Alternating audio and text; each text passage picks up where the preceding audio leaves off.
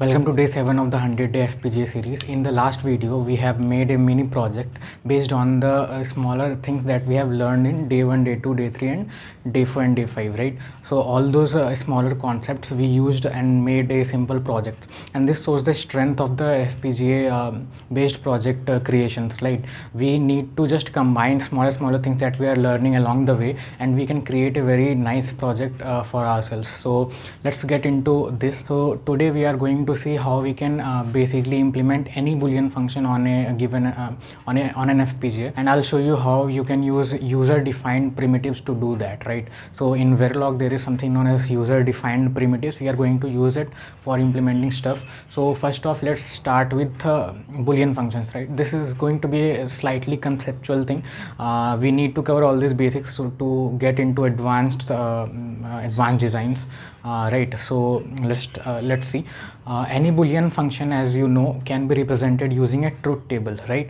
So truth table, what's truth table? So truth table is basically a representation of the outputs that we are going to get based on different combinations of input that we give to a circuit, right? So if we see a truth table, it would look something like this, and you already must have seen in digital electronics we use something known as K maps to simplify these truth tables, right? So this right here I have represented a function known as majority function. It's nothing, it's simply taking majority, like whenever we have a majority of ones.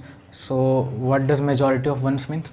Because we have 3 bits as the input, whenever we have a majority of 1 in among all those 3, we are going to output 1. Okay, this function basically does that. So if you see here, we have a majority of 0 because 2 of them are 0 and 1 of them is 1, so we output 0, right? So here if you see this one, here we have 2 ones and 1 0, so there is a majority of 1, so we output a 1. So this is majority function, and you can use K-map to reduce this function into a Boolean expression. So this is the Boolean expression corresponding to this truth table. Right now it's easy to basically write this Boolean expression in our Verilog code, and we'll do that as well. But see, we try to reduce our burden, right? So computing K-map from the truth table is something like you have to do an extra step, right? So in Verilog, what I'm going to do is I'll show you a method in which you can directly input the truth table itself, and you can basically get the output for it, and we will use user defined primitives, UDP, in Verilog to do that. So let's get started on the Verilog. Okay, so I will quickly create a project. Okay, so this is the Verilog code. First off, let's write the normal version of this function. So what we need is we need to input 3 bits, right? So we'll input A. Okay, so here are 2 ways we can input 3 of those digits discretely, A, B and C. Otherwise you can use a bus, right? So what is bus? So bus can be defined something like this. So here let's define the width of the bus. We are going to go from 2 down to 0. So 0 1 2, we have 3 of those bits, right? So this is the input, and we'll do output as Y. And over here if we go, what we need to do is assign Y as, and we need to write this expression basically. So this is, so we have written the Verilog code. I'm going to write test bench right now so we can see what the design is performing. So for that, actually I'll go to sources. One more thing, actually you do not need to, for these simpler kinds of modules, you do not need to write an external test bench. You can directly run the simulation from run simulation over here, and you can add different sources in the waveform window. But I like to have a habit of writing test bench. So let's write test bench for every single one of the Verilog codes that we write. So here, so a test bench does not have any input and any output. I'm going to first off instantiate the module that we have created. So this one, so module name, and we need to define the module as dot over here, and I'll do dot x is equal to x and dot y is equal to y, right? So we have connected all the inputs and outputs, and we need to define we have the input and we have the output. We need to change the input with respect to output, so I'll use initial begin and end, right? So we'll change the input. So I've written the test bench. Now I'll perform a simulation over here. So let's do run simulation. So here you can see we have the simulation of x and y, and yeah, okay, we seem to have an issue. Okay, I accidentally wrote a 3 here. I'll just go 0, right? So x0 x1 x2 and x2 and x0, right? So let's rerun the simulation.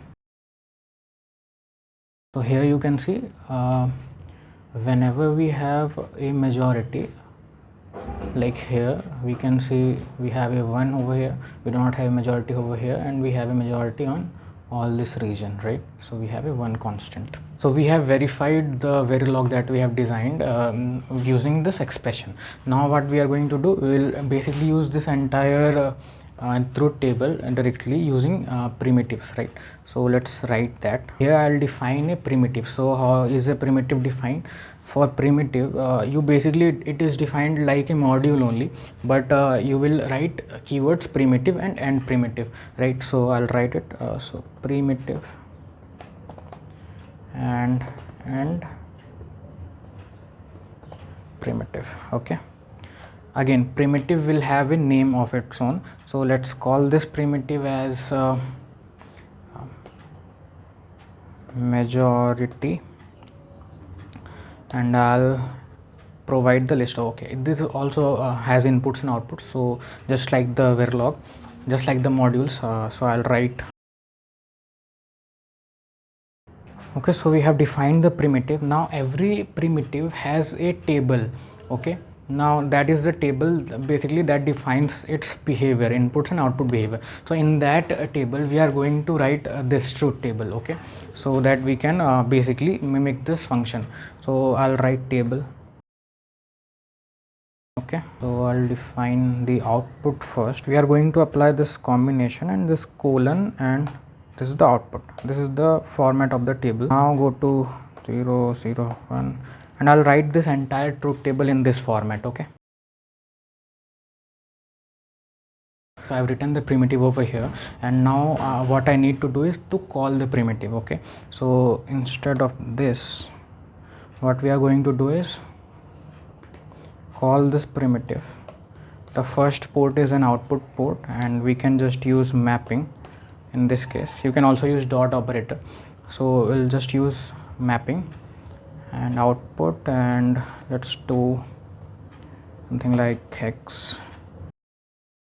So I've called the primitive, and now if I run the function, okay, before running the function you can see the format of the primitive over here. You know that XOR and AND and all those things are primitives defined in Verilog already. These are user defined primitives. So when we write XOR and when we write AND, we do not need to explicitly write the name. We can write the name, but we do not need to write a name. So again over here as well, in user defined primitives as well, we haven't defined a name over here, right? So here I'll basically run the simulation.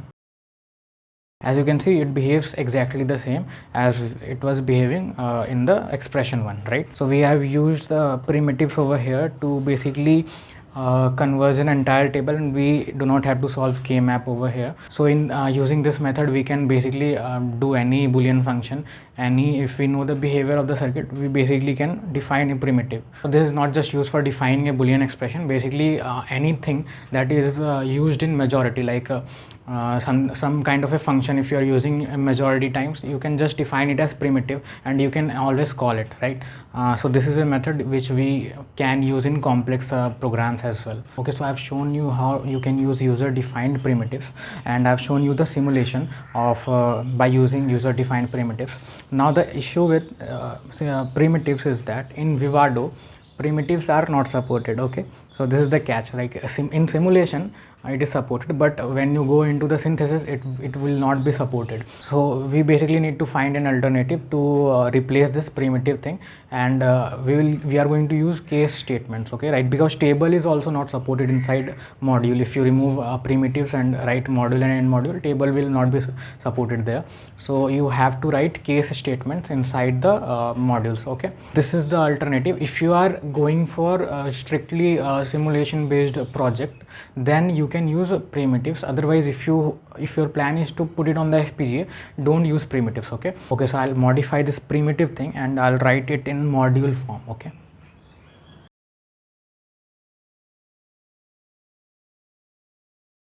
Okay, so I've converted it into the module form. So now let's basically add the constraint file and we will put it on the FPGA. Okay,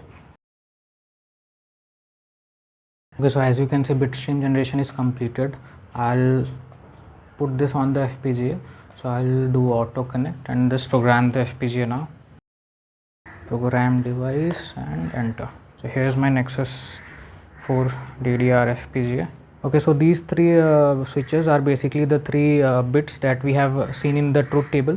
So right now it is 000 and it is not a majority one, so that's why we are seeing the LED not glowing, right? Okay, so anything if we just do one of them one, will not see the LED glow.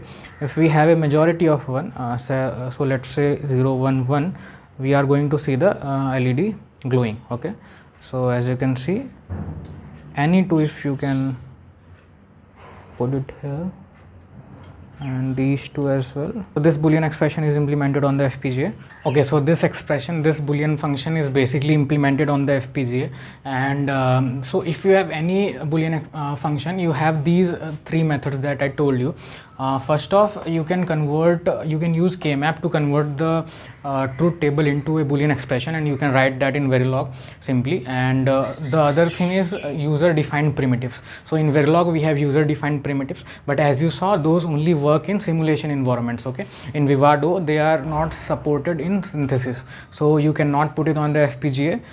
Put your code on the FPGA if you have used primitives inside your code. Okay, so if you are doing something simulation based, and we will get into those like complex FPGA projects where we basically need to check our concepts and create test benches, and in test benches we can basically, in those designs we can use primitives and basically do the simulation using primitives, but here when you have to put it on the FPGA, you can't synthesize it. So I've shown you another way, which is basically use case statements. So you basically wrote the entire truth table inside the case statement, and one by one you perform the output. So this is how you put any Boolean function inside the FPGA. Main motive was to show this user defined primitive thing. This is very interesting technique in Verilog. So we have seen that. So see you in day 8, where we are going to implement a comparator. Comparator is also a combinational circuit, and it is one of those essential things that we need to do.